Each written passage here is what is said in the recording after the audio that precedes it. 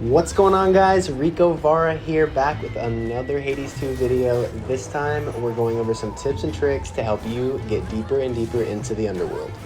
First and foremost, tip number one, health and magic management. The two most important finite resources in this game are going to be your HP and your magic. These will be a huge factor in how far you can get into your runs. I like to compare magic to stamina because you use it when you make certain attacks. It can be incredibly effective for attacks when used wisely. You definitely want to be somewhat conservative with your magic. I would stick to using it around beefier enemies or clusters of enemies. You don't want to waste your precious magic on a small individual ad that could have been taken care of with regular attacks. Now, if you're finding yourself struggling to keep a decent amount of these resources in your game, there are certain mechanics we can use to help us with these resources, which I will cover later in the video. Tip number two, boons. Boons are an essential part of the game's mechanics. Selecting your boons strategically will alter the outcome of your game. You will encounter several boons given to you by various Greek gods and goddesses. Pick your boons very wisely. Picking them early sets the tone for the run, and picking them later can build off of the current setup you have. Tip number three, dodging. Dodging is a foundational defensive measure in this game that can keep you from losing those precious HP. Along with dodging comes sprinting. Sprinting is important for not only getting you around quicker, but for strategically repositioning yourself in an encounter or getting out of bad situations. Use sprinting to move around the encounter and re-engage when you're ready. Are you going to dodge every single attack? Hopefully, but probably not. Not realistically, especially if you're a new player. Getting hit is what practice is for, but we do want to minimize damage taken to be successful. Unless you're doing a speed run or challenge of some sort, it's perfectly okay to take your time. This game is all about strategy, and sometimes planning your next move can take a little time. Tip number four, use your terrain to your advantage. You'll notice that there are certain things in each encounter, such as a dead tree or other sort of debris, that you can actually destroy when you attack them. Well, lo and behold, if an enemy's behind it, you'll get something called a terrain attack. Terrain attacks do substantial damage to enemies and are a great tool for efficiently clearing encounters if used correctly.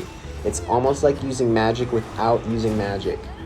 Tip number five, more resource management. Managing your resources is crucial in Hades 2. Make sure to utilize your pickaxe and other tools to gather more resources throughout your runs. Prioritize items that can boost your stats or abilities. Efficient resource management can make or break your success in the game. Tip number six, doors. Selecting the right doors is critical. Each door you choose leads to a different encounter and potential rewards. Pay attention to the symbols on the doors as they indicate what lies beyond, whether it's more enemies, a boss fight, or valuable resources. Choose doors that align with your current needs and strategy.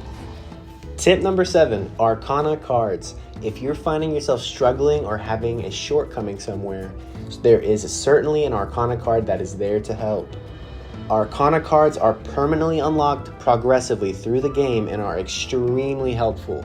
Whether you need to increase your starting magic and health or slow everything down for a few seconds, there are cards to help you do that.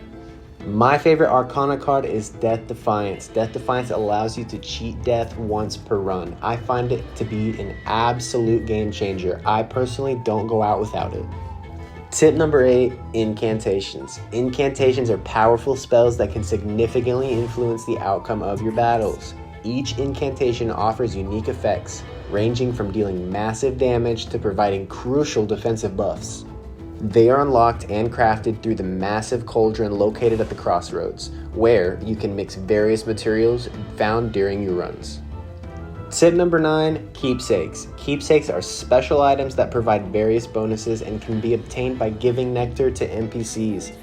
Equip keepsakes that complement your build and enhance your abilities. For example, if you're focusing on magic attacks, choose a keepsake that boosts your magic power. Don't forget to upgrade your keepsakes as you progress to maximize their benefits. Last but not least, Tip number 10, don't be hard on yourself for dying.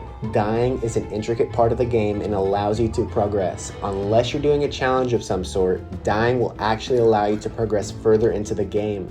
Each death brings new opportunities to learn, upgrade, and become stronger. Embrace the cycle of trial and error and use each run as a chance to improve. Alright friends, that's it for today. Hades 2 tips and tricks. I hope these pointers help you dive deeper into the underworld and conquer your runs. If you found these tips helpful, please give the video a thumbs up and consider subscribing for more Hades 2 content and other gaming guides. Rico Vara out.